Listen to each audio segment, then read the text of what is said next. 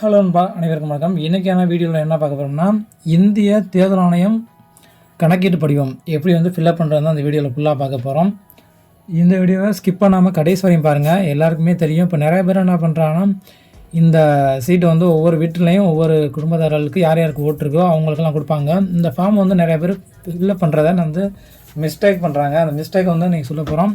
இது எப்படி கரெக்டான முறைப்படி எப்படி ஃபில்அப் பண்ணுறது அப்படிங்கிறத கரெக்டாக சொல்கிறோம். கடைசி வரையும் ஸ்கிப் பண்ணாதீங்க. அப்போ நான் போடுற வீடியோ நோட்டிஃபிகேஷன் ஆகும். இதுபோல் உங்களுக்கு வீடியோ வேணும்னா நம்ம சேனலை சப்ஸ்கிரைப் பண்ணிவிட்டு மறக்காமல் லைக் பண்ணுங்கள், ஷேர் பண்ணுங்கள். வாங்க வீடியோக்குள்ளே போகலாம். இப்போ பார்த்தோம்னா உங்களோட டீட்டெயில் எல்லாமே இங்கே இருக்கும். ஃபஸ்ட்டு பாக்ஸில் நான் ஒரு சீட் வச்சு மறைச்சிருக்கேன். ரெண்டாவது பாக்ஸில் உங்களோட டீட்டெயில் இருக்கும். அதில் எதுவும் பண்ண வேணாம். இங்கே பார்த்தீங்கன்னா உங்களோட ஃபோட்டோ வந்திருக்கும். நீங்கள் அதுக்கு பக்கத்தில் அந்த லாஸ்ட் இருக்குது பார்த்தீங்களா, இந்த இடத்துல உங்களோட ஸ்டாம்பு சைஸ் ஒரு ஃபோட்டோ நான் ஒட்டுற மாதிரி இருக்கும். இங்கே ஒட்டிக்கோங்க. அவ்வளோதான். அதன் பிறகு என்ன பண்ணணும்னா, பிறந்த தேதி, அதாவது நீங்கள் பிறந்த தேதி. இப்போ உங்களோட டீட்டெயில் நீங்கள் தான் ஃபில்அப் பண்ண போகிறீங்க. அதனால் உங்களோட ஓட்டர் ஐடியில் உள்ள கரெக்டான பிழை திருத்தம் இருக்கக்கூடாது. இதில் பார்த்தோம்னா கரெக்டான உங்களோட டேட் ஆஃப் பர்த் என்ட்ரு பண்ணிக்கோங்க.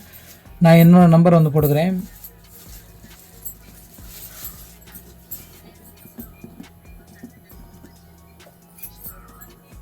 உங்களோட டேட் ஆஃப் பர்த்தை ஃபில் பண்ணிக்கங்கன்னா என்னோடய டேட் ஆஃப் பர்த்தை ஃபில் பண்ணிவிட்டேன். அதுக்கப்புறம் ஆதார் நம்பர் கேட்டிருப்பாங்க. நான் சாம்பிளுக்கு தான் எழுதுகிறேன். உங்களோட ஆதார் நம்பரை கரெக்டாக என்ட்ரு பண்ணிக்கோங்க. இந்த பாக்ஸுக்கு உள்ளாடி கரெக்டாக தெளிவாக இருக்கிற மாதிரி நீங்கள் ஃபில்அப் பண்ணிக்கோங்க. அதனால் ரிஜெக்ட் ஆனாலும் ஆகும், நம்பரை மாற்றி போட்டுருவாங்க. அதனால தான் சொல்கிறேன், உங்களோட கரெக்டான ஆதார் நம்பர் எழுதிக்கோங்க. அதேமாதிரி பிறந்த தேதி, பிழை திருத்தம் இருக்கக்கூடாது. கைபேசி எண், அதாவது உங்களோட மொபைல் நம்பர் நீங்கள் எழுதிக்கோங்க. நான் என்னோடய மொபைல் நம்பர் எழுதிக்கிறேன். நான் சாம்பிளுக்கு தான் நான் நம்பர்லாம் சும்மா எழுதிக்கிட்டேன். 1 2 3 உங்களோட மொபைல் நம்பர் இங்கே என்ட்ரு பண்ணிக்க கரெக்டாக. கடைசி வரையும் ஸ்கிப் பண்ணாமல் பாருங்கள். அப்போ தான் கடைசி வரையும் உங்களுக்கு புரியும். இப்போ தந்தையின் பாதுகாவலின் பெயர், அதாவது தந்தை, உங்களோட தந்தையோட பெயரை நீங்கள் கரெக்டாக என்ட்ரு பண்ணிக்கோங்க. தமிழில் தெரிந்தால் தமிழில் எழுதுங்க, இங்கிலீஷில் தெரிந்தால் இங்கிலீஷ் எழுதுங்க. இப்போ நான் தமிழ்லேயே தான் எழுத போகிறேன்.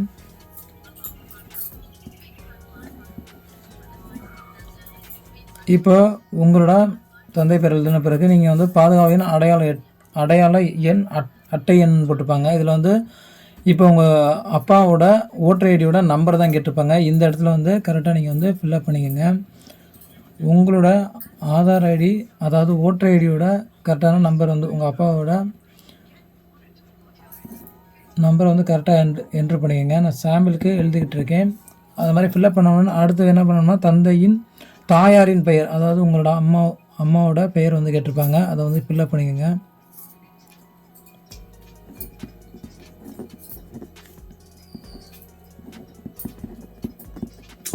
இதை ஃபில்அப் பண்ண பிறகு என்ன பண்ணணும்னா, கீழே ஸ்க்ரோல் பண்ணிட்டு வாங்க.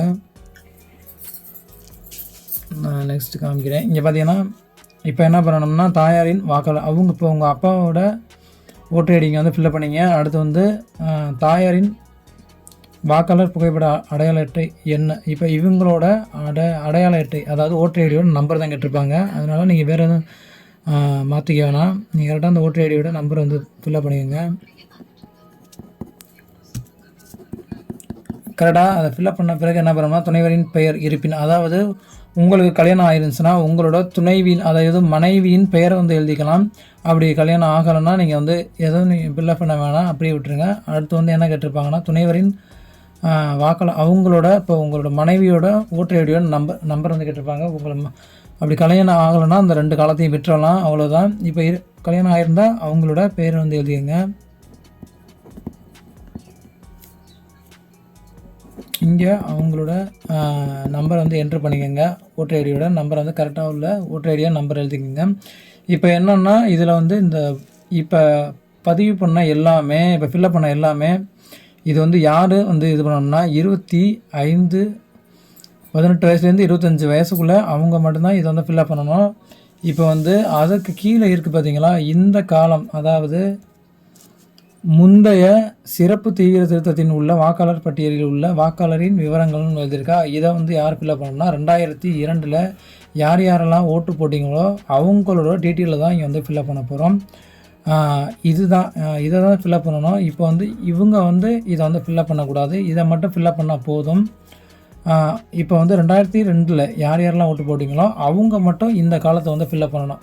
இப்போ நல்லா தெளிவாக பார்த்துக்கோங்க. இப்போ நிறையா பேர் என்ன பண்ணுறாங்கன்னா இதை ஃபில்லப் பண்ணிட்டு 18 வயசுலேருந்து 25 வயசுக்குள்ளே உள்ளவங்க இதையும் ஃபில்லப் பண்ணிடுவாங்க. அது வந்து நல்லா தெரிஞ்சுங்க. இதை ஃபில் பண்ணக்கூடாது. இதை மட்டும் தான் ஃபில் பண்ணணும். 2002 நீங்கள் ஓட்டு போட்டிங்களா, கட்டாயமாக நீங்கள் ஓட்டு போட்டிங்கன்னா இதை வந்து ஃபில்லப் பண்ணணும். இப்போ பார்த்தீங்கன்னா யார் வந்து 2002 ஓட்டு போட்டிங்களோ அவங்களோட பெயரை வந்து எழுதிங்க. அவங்களோட ஓட்டர் ஐடியோட நம்பர், அதாவது 2002 ஓட்டு போட்டிங்கன்னா அவங்களோட நம்பர், ஓட்டர் ஐடியோட நம்பர் வந்து டிஃப்ரெண்ட்டாக இருக்கும். அந்த ஓட்டர் ஐடி நம்பரை வந்து நீங்கள் கரெக்டாக என்ட்ரு பண்ணிக்கோங்க. என்ட்ரு பண்ண பிறகு அவ்வளோதான். அப்புறம் உறவினரின் பெயர், உங்களுக்கு உறவு முறை, அதாவது இவங்களோட மனைவி பெயரை வந்து எழுதிக்கலாம்.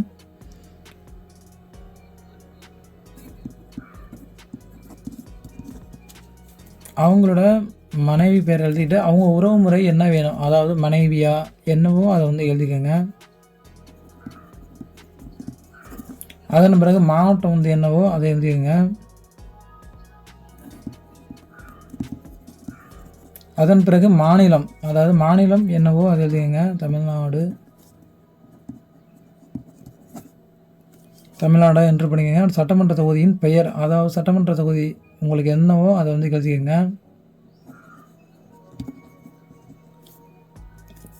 அதன் பிறகு வந்து பார்த்தோம்னா கீழே ஸ்க்ரோல் பண்ணுறாங்க. அது வந்து ஏன்னா சட்டமன்ற தொகுதியின் பெயர் அதாவது கேட்டிருப்பாங்க. உங்களுக்கு இது இங்கே என்னதோ அது எண், அதாவது தொகுதியின் எண். சாப்பிடுவோம். இப்போ பார்த்தீங்கன்னா சட்டமன்ற தொகுதியின் பெயர் தெரிஞ்சால் எழுதுங்க, இல்லைனா விட்டுறலாம்.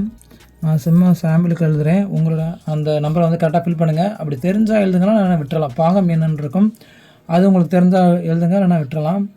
வரிசை எண் அதே மாதிரி தான். இப்போ பார்த்தோம்னா